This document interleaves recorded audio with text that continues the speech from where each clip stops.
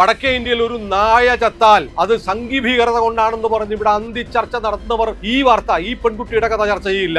ഞാൻ പറയുന്ന 2026 ഈ വർഷം ഫെബ്രുവരിയിൽ മുംബൈയിൽ മീരാ റോഡിൽ ഒരു കെട്ടിടം പണിതുകൊണ്ടിരിക്കുന്നു. ആ കെട്ടിടത്തിന്റെ അവിടെ 2 ചെറുപ്പക്കാർ കാവൽ നിൽക്കുന്നു, സെക്യൂരിറ്റിക്കാർ. പേര് രാജ്കുമാർ മിശ്ര, സുപ്രദോസ്. ഇവർ രണ്ടുപേരും അവിടെ നിൽക്കുമ്പോൾ ഒരാൾ വരുന്നു, വന്നിട്ട് പറയുന്നു, കത്തിയുണ്ട്, കയ്യിൽ മൂർച്ചയുള്ള കത്തി പിടിച്ചിട്ട് പറയാണ്, തനിക്ക് കലിമ ചൊല്ലാൻ അറിയാമോ? കലിമ ഓർക്കുന്നില്ലേ? പഹൽഗാമിൽ ഹിന്ദുക്കളെ തെരഞ്ഞുപിടിച്ച് വെടിവെച്ചു കൊല്ലാൻ ലാ ഇലാഹ എനിക്കറിയില്ല, പ്രാർത്ഥന അറിയില്ല എനിക്ക്, എന്നോ മറ്റോ തുടങ്ങുന്ന മുസ്ലിം പ്രാർത്ഥന ചൊല്ലാൻ പറഞ്ഞിട്ടാണ് ഹിന്ദുക്കളെ വെടിവെച്ചു വന്നു പഹൽഗാമിൽ. അതുപോലെ ഇവരോട്, ഈ രാജ്കുമാർ മിശ്രയോടും സുപ്രദോസിനോടും പറയുന്നു, കലിമ ചൊല്ലൂ എന്ന് ആവശ്യപ്പെടുന്നു. ഹിന്ദുവിന് എങ്ങനെ കലിമ എന്നറിയാം?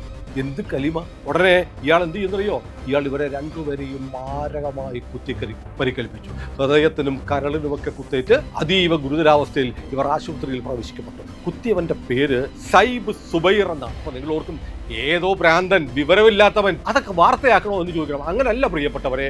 ഈ സൈബ് സുബൈർ എവിടെ നിന്ന് വന്നാണെന്ന് പറയാം. അവൻ അമേരിക്കയിൽ പോയി MBA പഠിച്ചിട്ട് തിരിച്ചു വന്നവനാണ്. അമേരിക്കയിൽ പോയി MBA പഠിക്കണമെങ്കിൽ അവന് സാമാന്യം നല്ല വിദ്യാഭ്യാസം ഉണ്ടാവണം, വിവരം ഉണ്ടാവണം, നല്ല കുടുംബ പശ്ചാത്തലം ഉണ്ടാവണം, അതിലൊക്കെ ഉപരി സാമ്പത്തികം ഉണ്ടാവണം. അങ്ങനെയാണ് ഈ സൈബ് സുബൈർ MBA കാരനായി തിരിച്ചു. അപ്പൊ അവനെ നിങ്ങൾ വിദ്യാഭ്യാസം ഇല്ലാത്തവരെന്ന് പറയും. നിങ്ങൾ ബാബാ കല്യാണി സിനിമ ഓർക്കുന്നു.